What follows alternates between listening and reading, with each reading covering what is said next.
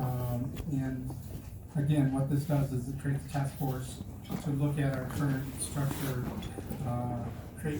collect data, ultimately making some recommendations to the legislature concerning our laws.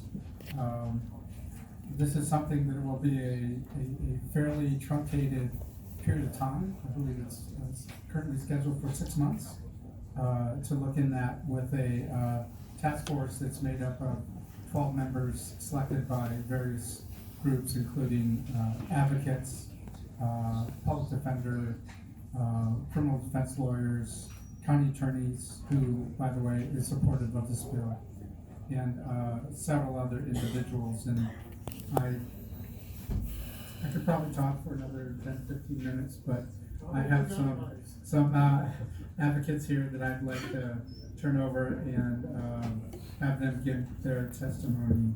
And we'll start with Ms. Tony Cater. Welcome to the committee, Ms. Cater. Good evening, Chair and members of the committee. My name is Tony Cater, and I'm here to share with you our story of the discovery of the felony murder laws in Minnesota. My daughter's name is Megan Cater. She is and has always been a kind person who loves to care for others. She is smart, funny, and wonderful daughter. A few years ago, when she was 19, she was suffering from substance abuse, self-medicating a trauma we were unaware had happened to her. Her and her friend Brianna spent a lot of time together, both in the thralls of substance abuse.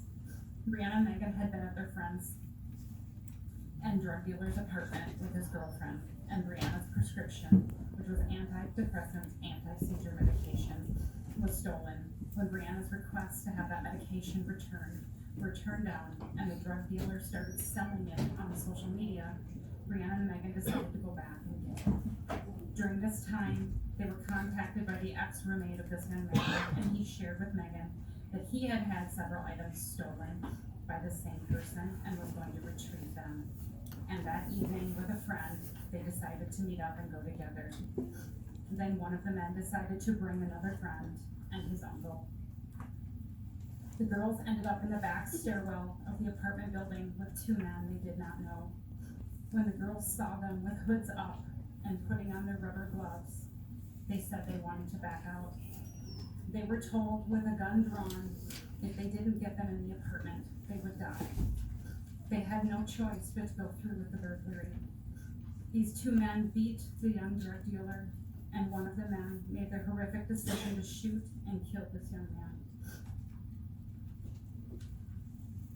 When we found out what happened, we were devastated, but nothing would prepare us for what was about to happen. You see, we thought they would be charged with the crimes that they had committed. We had no idea that there was such a thing as felony murder. We had no idea that if one person makes a horrific and awful decision to kill someone, that anyone involved in a different felony would be charged as if they pulled the trigger. When all 6 people were involved were charged with first-degree murder, our ability to breathe seemed to stop. How could the 2 young men who were in the car outside be charged with first-degree murder? How could Megan and Brianna, who had been victims of gun violence themselves that night, made to lie on the floor in the apartment as they watched this young man beaten and killed, be charged with first-degree murder? How was it possible that these 2 young women, who had no criminal history, had not hurt anyone, but were charged the same as the man who chose to beat and kill the victim? Brianna and Megan did not kill anyone. They did not intend for anyone to be killed. They now suffer from PTSD from witnessing someone they cared about being beaten and killed. Yet, they were charged with his death and facing a mandatory of life without parole if they took this to trial. When we found out the first plea deal was made to the shooter, we couldn't understand what was happening. Our attorneys shared with us that in their experience, this was typical. Yes, the person who in fact beat and shot this young man was given the first plea deal. Megan and Brianna did take a plea deal. What were their options? Based on the law and its breadth and width and the false equivalency it allows, they were forced to take a plea deal for murder. They were sentenced to 13.5 years. Once they were placed in Shakopee, we quickly became aware of many women currently and formerly at Shakopee Women's Prison who have similar stories. Women who were not at the scene of the crime when it happened, who were outside when the murder happened, who played a peripheral role at best when it happened, and yet they were charged with the murder that someone else committed. We know of multiple women who were sentenced to life without parole, and for some, the killer in their cases received plea deals.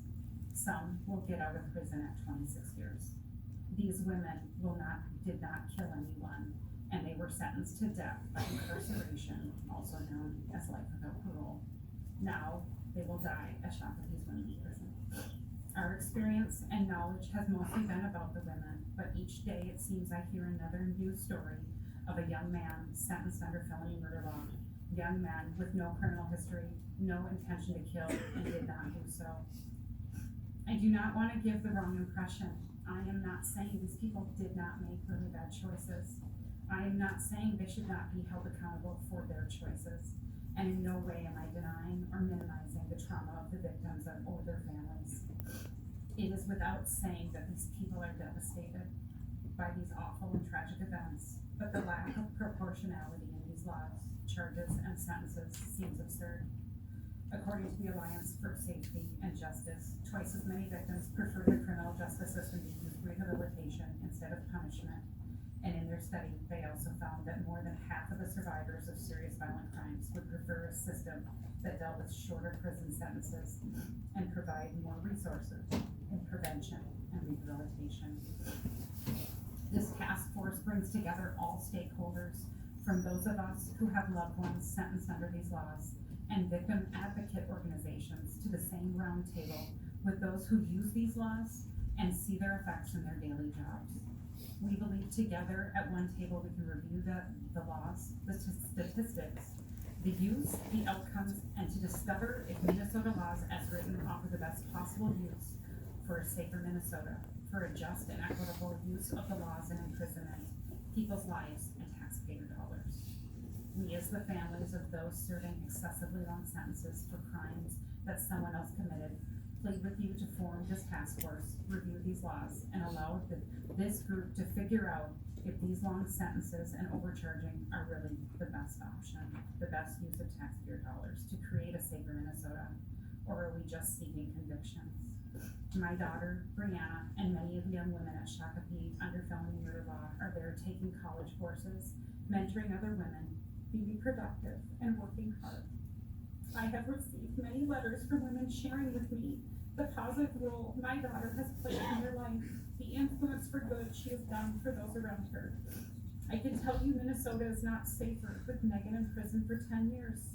Minnesota is not safer with Brianna, or Maureen, or Antoinette, or Carol, or Dawn, or I could go on, but I won't. It is time Minnesota take a look at these laws, consider if this is the best option, and as the elected officials who would represent our fine state, I ask you to pass this bill. Thank you, Ms. Carter. Representative, Thank you, and thank you, Mr. Chair. I have another testifier, and she'll do a great job. welcome to the committee. Good to have you here. Thank you, Madam Chair, Representative. My name is Crystal Shelton.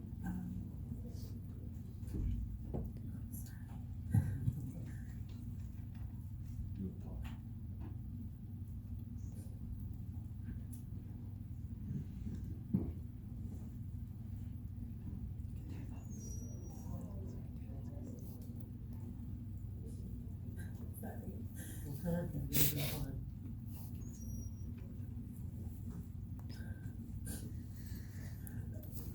At the age of 18, I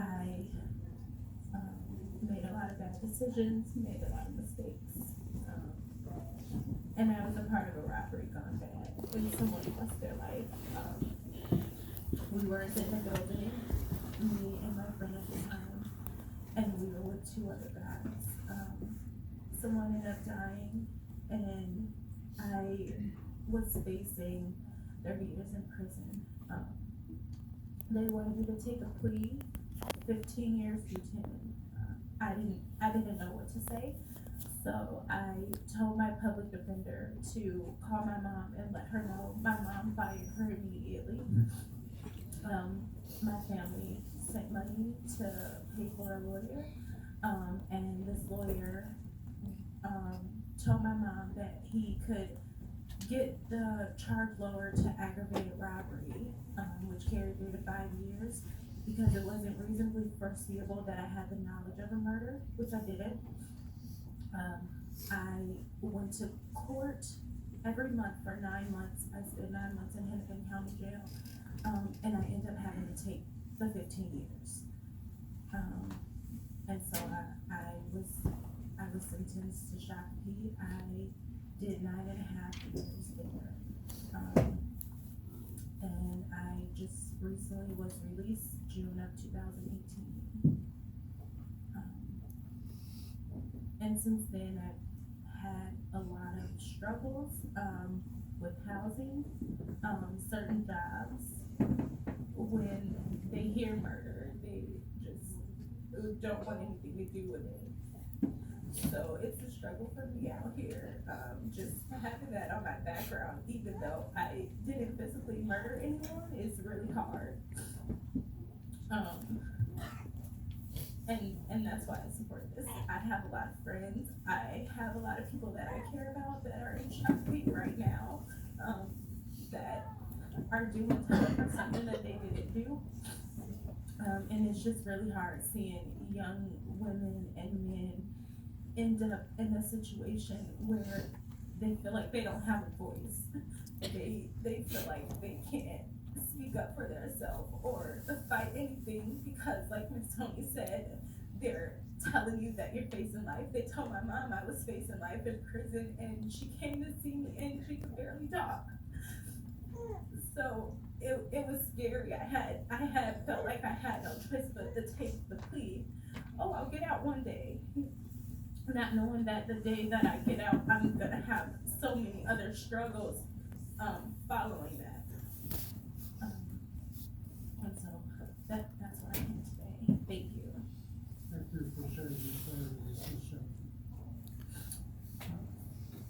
Thank you for your testimony, and, welcome back. I have one more testifier, Mr. Chair, if I could turn it over. Professor Paramore.